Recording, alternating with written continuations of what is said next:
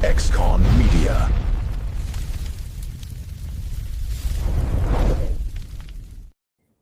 Welcome to the channel. Appreciate you tapping in. Listen here, man. This Karmelo Anthony thing has been a super duper hot topic. Okay, we're gonna talk about it today. We're gonna break it down, and I'm gonna get, you know me, I'm gonna give it to you like you need it.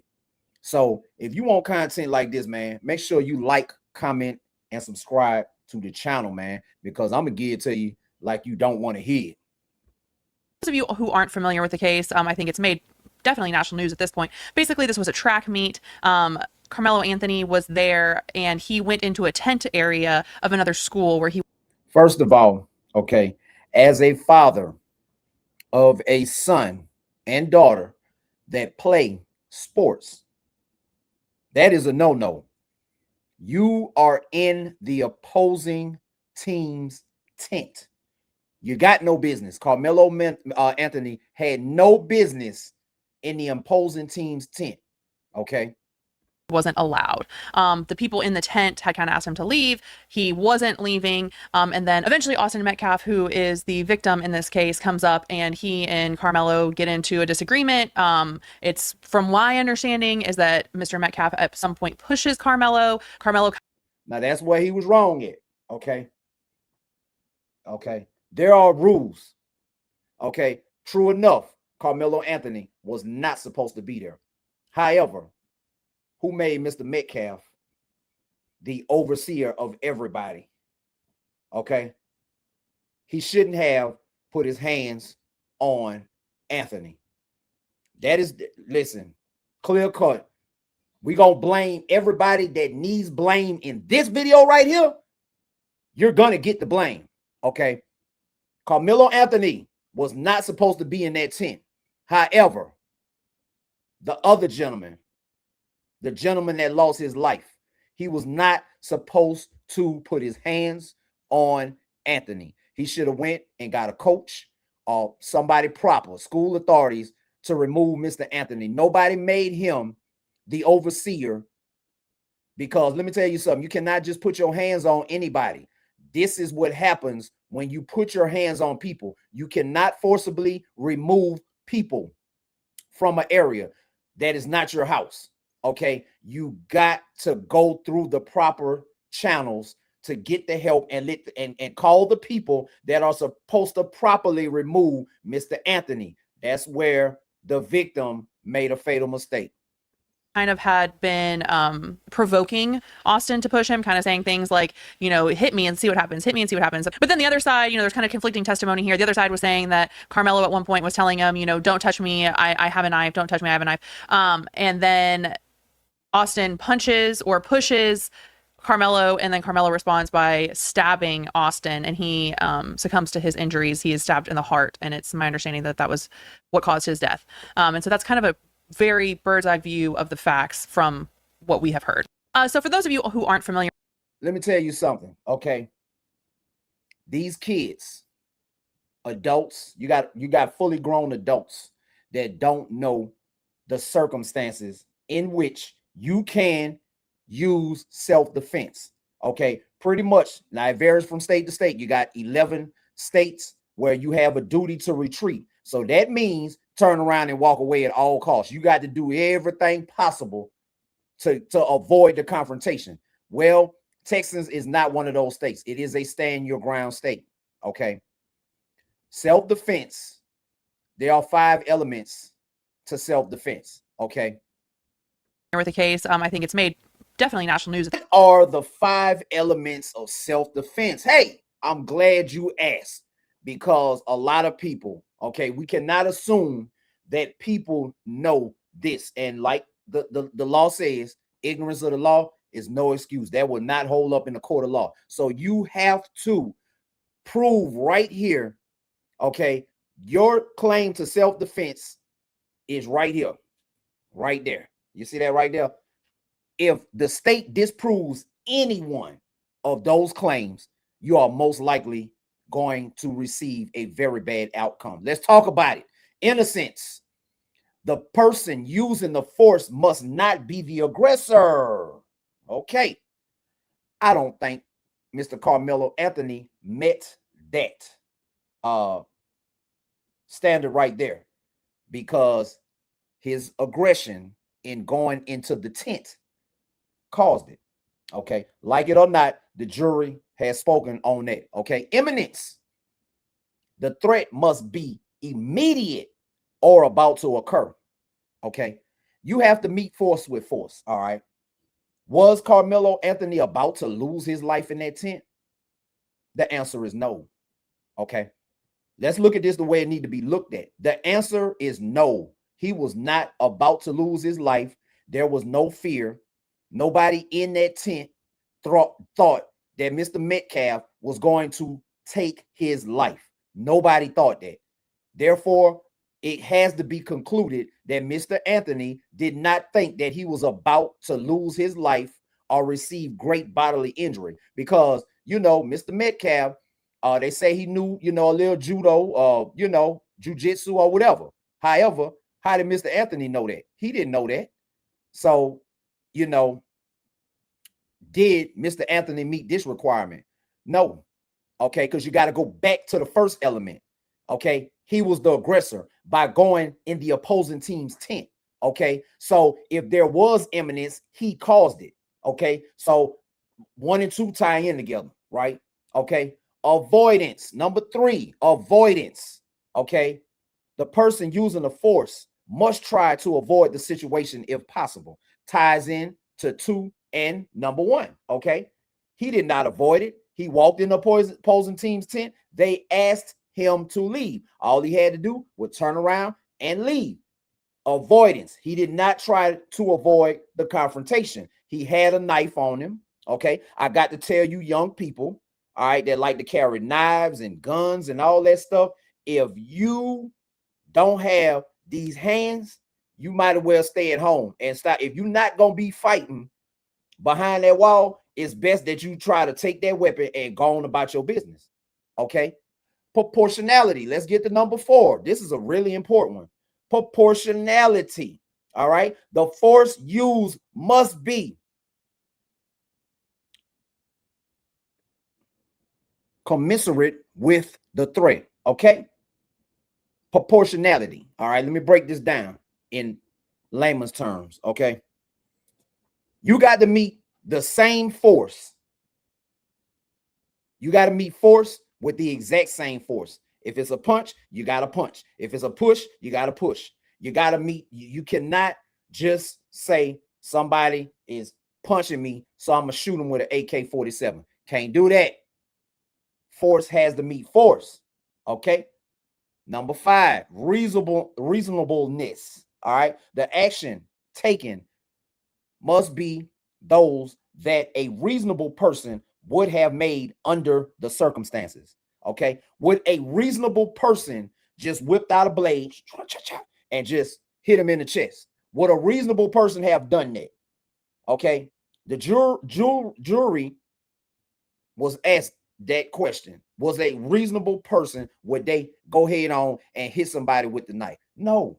Okay. So what I need y'all to understand about the 5 elements of self-defense, all the state has to disprove is one of those. Okay. Now, if you thinking with a clear head, okay, because check this out. If it was your son, if Mr. Metcalf was your son or your relative, how would you feel? Okay. This stuff about color, black folk, we got to stop. This is top of ignorance. Okay. This is the top of ignorance. We got to stop putting color. We got to start going with is right. How we gonna ask white people to be like, don't go with color, go with what's right if you're not doing it? Okay. The point of the matter is, was this self-defense? Okay. This is the law in damn near every state. Now, right now, we just in the state of Texas. Okay. This is the law for the state of Texas. All right. Innocence, imminence, avoidance, proportionality, and reasonableness. Okay. Did Mr. Anthony cover all of those elements flawlessly? And the answer is no. So the verdict has to be guilty. Generally, you kill someone, you're charged with murder. You have an affirmative defense to that in self-defense. However, there are exclusions to your act of self-defense in the Texas Penal Code. They live, for your scholars out there, in Texas Penal Code 9.31b, and specifically 9.31b4 says that you cannot claim self-defense if you provoked the other's use of unlawful force. Okay, I just told you that. Okay, these are two attorneys right there. Okay, they call themselves armed attorney. Appreciate this content. I love their channel, man. Y'all slide on over there to armed attorneys. Hey, you might learn something. But right here, she just said what I've just said. And what does that mean? Something very specific. Yep. In Texas, we take that word provoked and we take it all the way back to 1700s. Yep. In Britain. And then we carry that forward into our early colonial days. I was researching cases from like Ohio and Massachusetts and New York from like the mid 1800s. That's how my month has gone without you guys. But it has meant this very specific thing for a very long time. And the thing that it means is you do some acts or you say some words with the intent to provoke.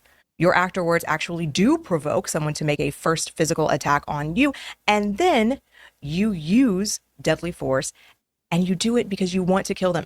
You do it because you have a pretext to then claim self-defense. It's a guise. It's a ploy. It is tricking someone into attacking you so that you get to kill them and then be excused by the law in self-defense. It doesn't come up very often. Yeah. So, I mean, is that kind of what this would be in Karmelo saying, you know, push me, see what happens. Push me, see what happens. Is that the provocation? I would imagine so. And, you know, generally we see provocation in cases in which there's some sort of pre-existing history between the parties. Neighbors who hate each other, enemies in the street, whatever it happens to be. In the 1800s, it was people who owed each other debts and they would halloo at each other. I can't tell you what I've been doing the last several months. Anyway, but it's one of those cases in which two virtual strangers, as it would seem, but the words he spoke. The words he spoke. He went looking for a problem. He was a guy with the knife. Sometimes these people that carry weapons, okay, carry guns, pepper spray, knives, they go out looking for stuff, okay? Whereas if they didn't have anything on there, they'd be quiet as a church mouse. I'm just saying. That's in prison, that's on the street, that's wherever. They'll be quiet as a church mouse. But because they have a deadly weapon on them, they looking for the smoke. You can't do that. You cannot do that. You can't do that. You gotta stop doing that. Okay. If you can't go with these hands behind the bars, I suggest you sit down because it got some people that will make your life miserable. They will put you through it and all your family on the street.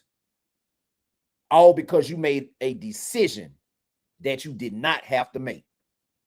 But the words he spoke would indicate, I mean, if you're saying, touch me and see what happens while you're holding a knife, I mean, that's it. That's saying, attack me, I'm going to stab you. Yeah. And then he claims self-defense. That's the pretext. I mean, so it is, oh boy. You cannot claim self-defense when you start something, when you go looking for something. Y'all need to like and comment. Tell me what you think in the comments, man. Okay. We got to stop going with color. We got to stop going with they black and they white. We got to go according to color. Okay. This young man, the bottom line is he didn't have to lose his life. It did not have to go down like that. Guess would be that they said, yeah, he can't claim self-defense because he provoked it. He provoked him. He said, touch me. And then Austin shoved him, punched him, whatever the facts may be. And that wasn't enough. I mean, even just in self-defense, I mean, you have to meet force with force. So if someone pushes you or punches you, right, stabbing them is probably taking it, you know, to the extreme. That's not meeting force with force. Hey, listen, I'm trying to tell you folks, y'all don't be wanting to pay, black people especially, y'all don't be wanting to pay attention to nothing, man. Okay. It's a lot of folks out. Comment below if you know somebody that just don't know this. You need to share this video because this is important to knowing what the elements of self-defense, when and where and how can you use self-defense. That's how a lot of you folks get caught up behind them bars, because y'all just be thinking, oh, he touched me, he did this and he did that, and you go ahead on and use too much force, and then you find yourself in a pickle behind bars. Okay, you done lost everything. You done lost your wife, your husband, your kids. You done lost everything, your house. You done lost your job. You done lost everything because you made an impulsive decision. You can't do that, people. Now, here's the flip side of that, okay? If you claim self-defense, you are essentially saying you did it, okay?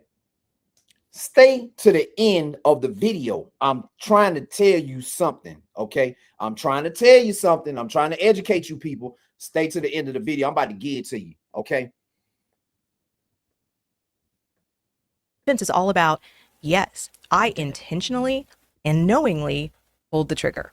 All right. When you're saying you cannot scream, I didn't do it, and then try to throw in self-defense with that. Well, I did it, but I intentionally and knowingly, did whatever I did and killed him on purpose because I had to save my own life. And then to go back to the jury and say, well, but maybe he did it not on purpose. Maybe it was proportionality.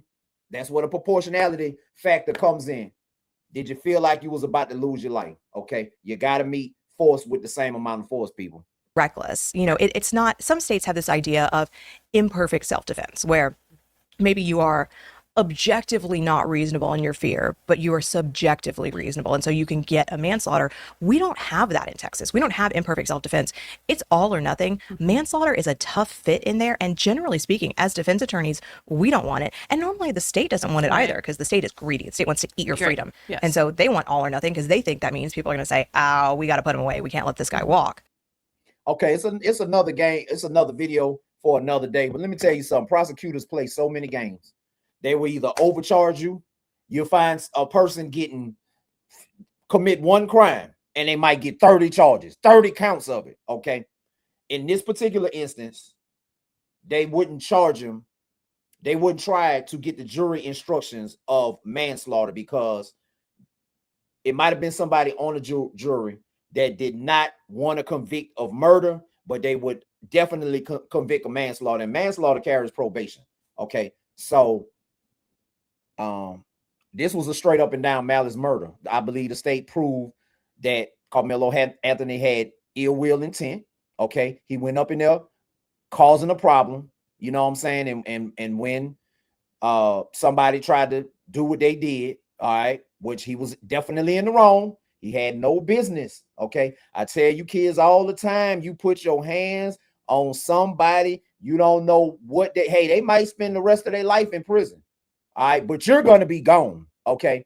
Keep your hands off people. You cannot be putting your hands on people, man, because you don't know. Somebody might be ready to send you to hell right then. You can't do it. Keep your hands off. Mouth all day.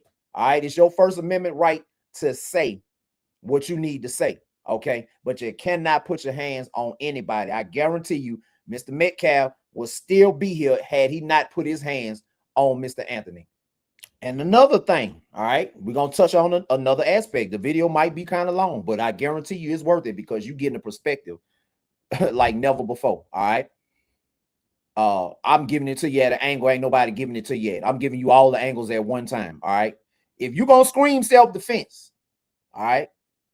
If you're going to scream self-defense, you better get your ass on that stand, okay? Listen, I done been to 2 jury trials, okay? 2 of them. The first time I got on the stand, it wasn't nobody but me on the trial. I didn't do it. I got found not guilty. Second trial, I let the lawyer, I was about to get on the stand because at that time I was not taking accountability for what I had did. I wasn't taking accountability, so I was going to get on the stand and deny. I let that attorney talk me out of getting on the stand. Okay, to deny it, because when your testimony is evidence, okay, if you're fighting for your life and your ass is about to go to prison, and I'm here to tell you from experience that jury, if they don't hear something come out your mouth, they looking at you sideways. I'm telling you now. So if your black ass or white, whoever, if you trying to screen self-defense and you didn't do it, you better get your ass on the stand.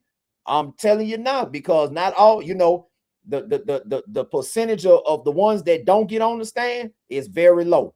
If you look at the percentage, the prosecution, I don't care what this dude is about to say, the prosecution do not want you to get on that stand, because if your ass get on that stand and the jury believes you, you are going to be acquitted. Okay.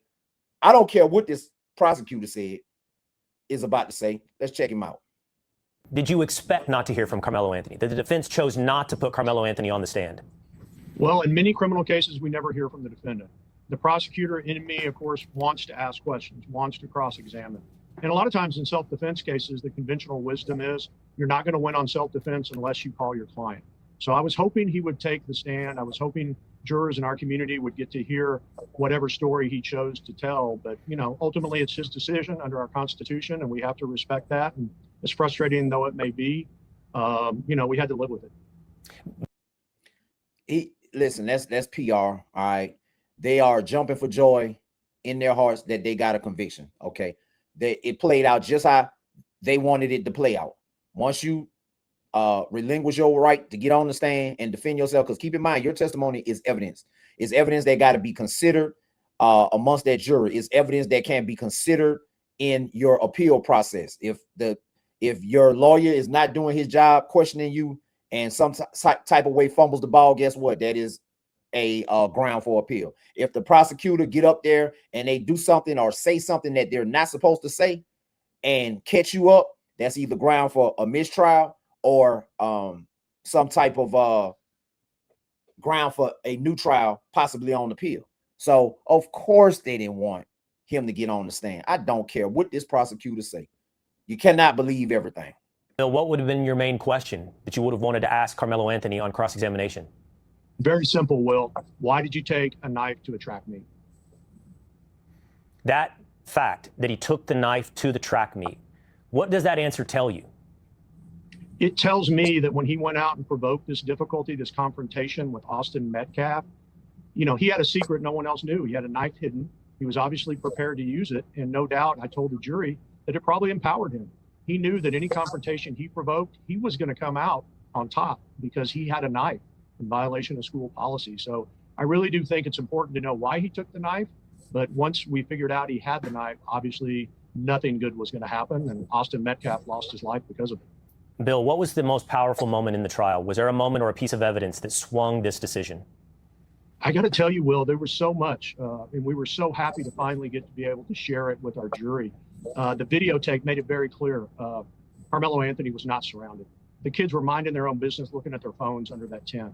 And then the jury heard from numerous eyewitnesses that corroborated exactly what the video showed. And then finally, and I argued to the jury, the defendant's own words, Karmelo Anthony's own words were super important. He didn't say, they touched me, I was scared of them, they were following me, they surrounded me. What he said repeatedly was, he touched me, he did this, he did that. And so it was obviously a one-on-one confrontation between he and Austin Metcalf. And then I wrote a book. Okay, I wrote a book. It's called Zip Them Lips. All right, available on Amazon. All right, Zip Them Lips. This is for the ones that like to talk.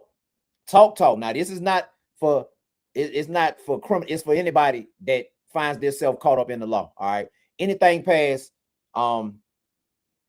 I do not wish to talk. All right, I do not wish to talk. I would like to invoke my Fifth Amendment right. I need an attorney. Okay, anything past that, police, law enforcement are not your friend.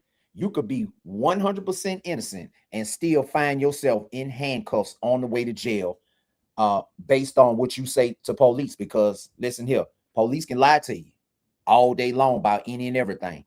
But guess what? You can't lie to them. They can arrest you. So it'd be best during a traffic stop or whatever situation that you shut your mouth. That's why I call this book Zip Them Lips. Go on Amazon, check it out. Zip Them Lips. Anthony in the Collin County Jail as he spends the first night of his 35-year sentence for murder. He'll likely be transported to prison in the coming days. So jail, of course, is the local lockdown. Prison is where they hold you for the duration of your sentence.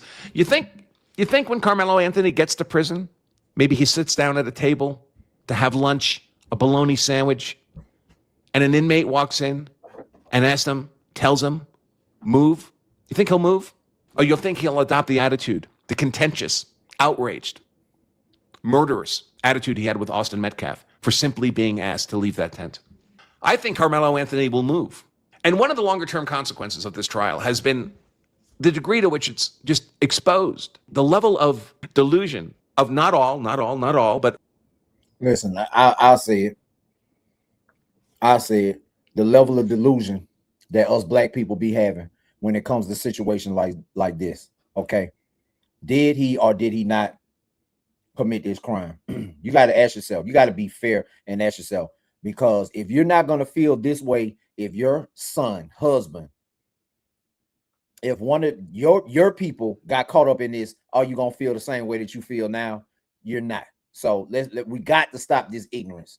We are the ignorance that we propel. This is why people don't want to deal with us. They don't want to have business with us. They want to lock their doors. They want to do this and do that because we're not living in reality. Okay. We're not living in reality. All right. This was flat out wrong. He took this young man's life and he did not have to do it. And see, now that he has done that, okay, he got to stand on what the heck he did. You got to stand on it because you got some people in prison. Them folks know what's going on inside them prison walls. Okay. They know who you are when you touch down.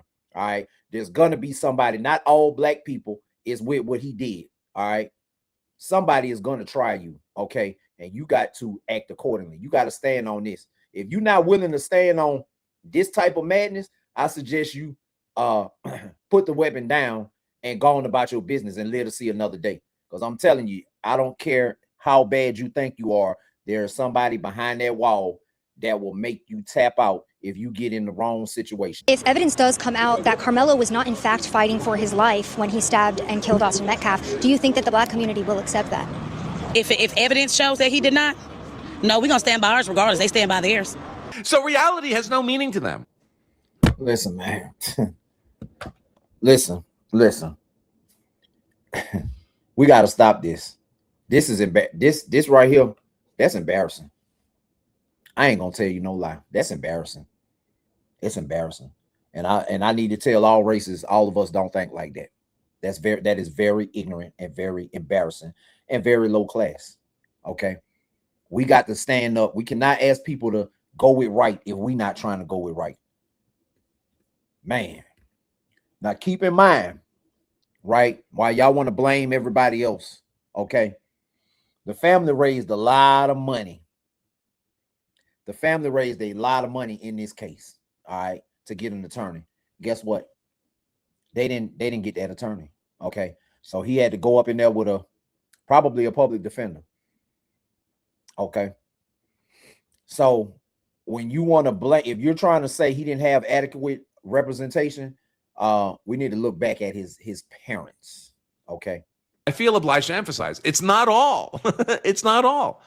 There are perfectly reasonable black people out there, lots of them, millions of them. So here we are. The defense has rested his case. They really didn't have a case. What I think happened was that some people went to Karmelo Anthony's parents and probably told them that he would get off if he went to trial, that they could convince the jurors of his innocence. But the bottom line is this: he was not innocent. He is not innocent, and he is going to have to pay for this crime. They were trying to possibly get him off because they were probably thinking, like O.J. Simpson, that he would somehow get off after he took this boy's life. He threw the knife and he took off running. One of the school resource officers caught up with him. He said that he did it. He said he did it. There were eyewitnesses. He said he did it. Okay. How do you people expect for this guy to get found not guilty if he said he did it? There. Here is what people don't understand. I continue to see this in my comments, that he needs to keep his hands to himself. Well, black folks, you can't have rules for me and not for thee. Because if your child touched someone or pushed them, shoved them, punched them, whatever, and they stabbed them in the chest and they lost their life, you would not think that this was fair. But you think it's fair regarding Austin because he's white. Do you know why you think that? It's because you are jealous of white people. You have been told since you were children that they had advantage over you. So you have watched a lot of white people live a good life, and you think that it is time for them to suffer suffer because of your suffering. But what you don't understand is that your suffering is because of you. If you renew your own mind, and if you got in your head that if God is for you, that no man can stand against you, you could have the same thing that you believe that white people have that you don't have. Do you not understand that there are also white folks that can't find jobs, that there are white people that are on food stamps and everything else? Most of the white people that I talk to don't even know about this imaginary race war or this hatred that they have towards us. You've been told that. So now anytime a case comes up where it's a black person that has done wrong to someone white, you guys do a knee jerk and you side with the black person because you think that finally they are getting their payback. You need to fix your heart. Is something wrong with you? His parents had no wisdom. This is why they had any wisdom. As soon as the school called and told them what happened, they would tell him, you need to plead guilty. Don't even take this to trial. Don't put the Metcalfs through any more pain because their son was taken. Where is the compassion for the Metcalf family? There has been none. It's almost like they are being assaulted every single day because of a tragedy that happened. Anybody have a problem with living next to this woman as a neighbor? I wouldn't. To their son. The parents, instead of exercising wisdom and saying, hey, plead to manslaughter because you did it. But instead, you want to take it to trial because you thought that he would be able to get off. There is no way he's going to get off. If he did, it would be a travesty, a complete travesty and miscarriage of justice, considering that people have seen what happened. He said he did it. This is no argument. The argument comes because you have a lot of people that deal in their feelings and they think that they have a say in what happens in a court of law. Listen, them folks ain't playing with you. They're not playing with you. These prosecutors go to school, all right, for this. You are just freestyling when you go out here. These folks are meticulous in what they do. If they have evidence, they're going to present it. If they got evidence that you're innocent, they're going to withhold it. They want to eat your face off. They don't care nothing about you. Okay, but you cannot blame them. You know why you can't blame them? Because if you don't put yourself in this situation, you don't get this result. They don't have a chance to give you 35 years or a life sentence or whatever. Okay, they don't have a chance to do that because you didn't put yourself in this position.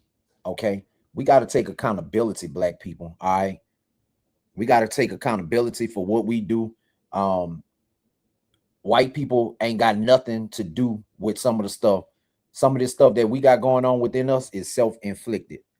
White people, you cannot blame white people. White people ain't got nothing to do with that. Okay? I said on the earlier post, man, these white folks ain't playing with you. So why y'all playing with them? Y'all got to wake up. Okay?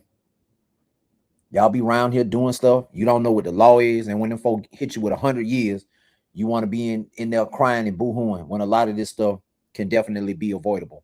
Okay. I suggest you pass this to these friends because I've made this post about self-defense. All right.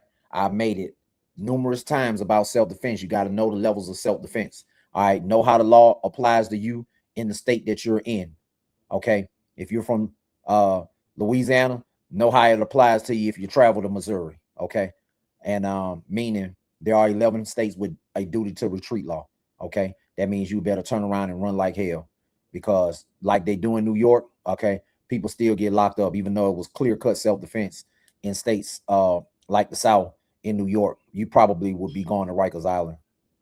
You understand? So know about self-defense, when and where and how you can use self-defense.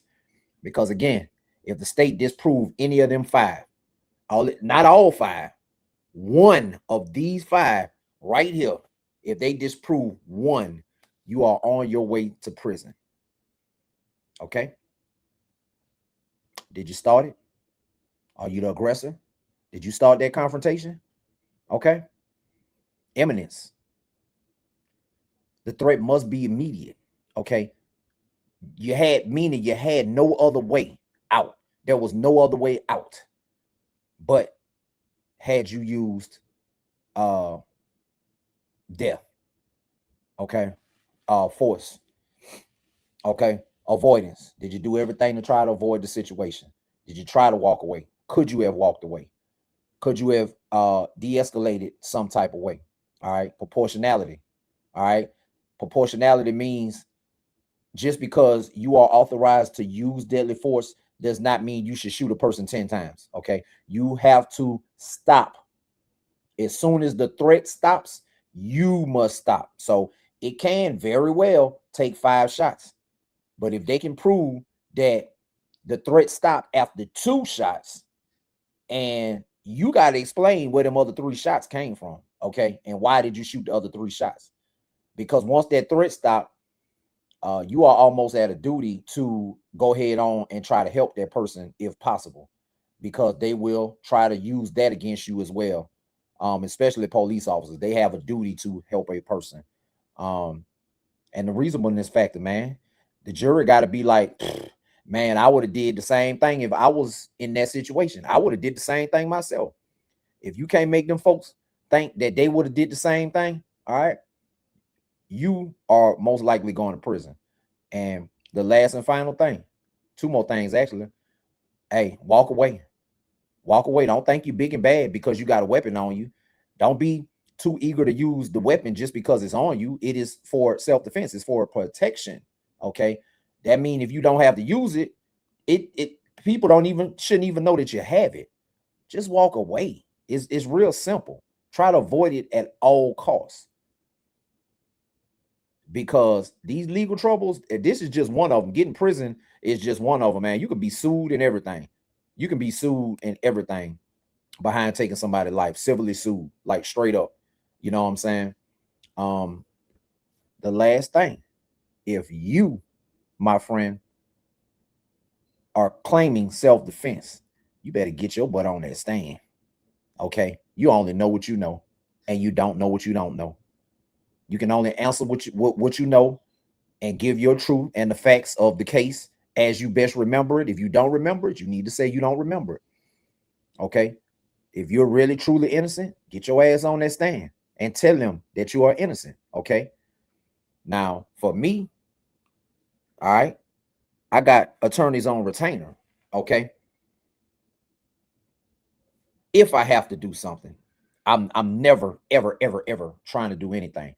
But if I have to do something, if I have to defend myself, if I have to defend the loved ones around me, if I have to defend somebody else's life, okay, what I'm going to do is use just what I have to use to stop the threat. Then I am going to call police. There has been a shooting, such and such, such and such. Hang up the phone, okay? Then I'm going to call my attorney, all right? Attorneys on retainer. The link is in the bio. Check them out. The office is in Phoenix, Arizona, but they service the entire country.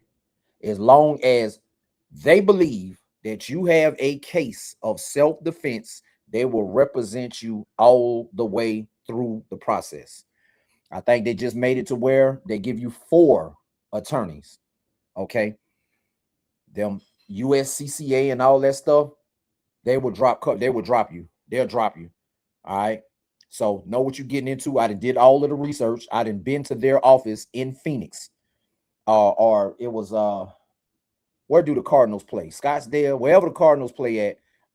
Attorneys on retainer's office is not that far from there. So since I was going to see the Falcons and the Cardinals, I stopped by, talked with the attorney, checked out the office. Everything was good. All right. I told him, hey, I'm never going to try not to ever need you, but it's good to have you if I have to call. So my second call, after I call for help for the person that may be laying on the ground, my second call would be to attorneys on retainer and let them take it from there. Okay. And also too, the link will be in the bio. Don't forget to get the book. All right. Zip Them Lips. I wrote it myself. It came out this year. Okay. Zip Them Lips. It gives you all of the reasoning why you need to shut your mouth. Because again, police is not your friend. And when you talk too much, all your little inconsistencies will be bought. When they tell you anything you say can and will be used against you in the court of law, they really mean it. They really mean that. They really mean that. Okay. So don't say nothing, anything. Close your mouth. Get the book. Go get that book. All right. It was a long video. I hope if you made it to the end, I appreciate you. Like, comment, subscribe, all that good stuff. Get the video out, man, because this is a good one. This is a good one. This is an educational one, and everybody need to hear it. Like, comment, subscribe. Thank you for tapping in. Thank you for tuning into Xcon Media. Go right ahead and subscribe to the channel. Hurry up!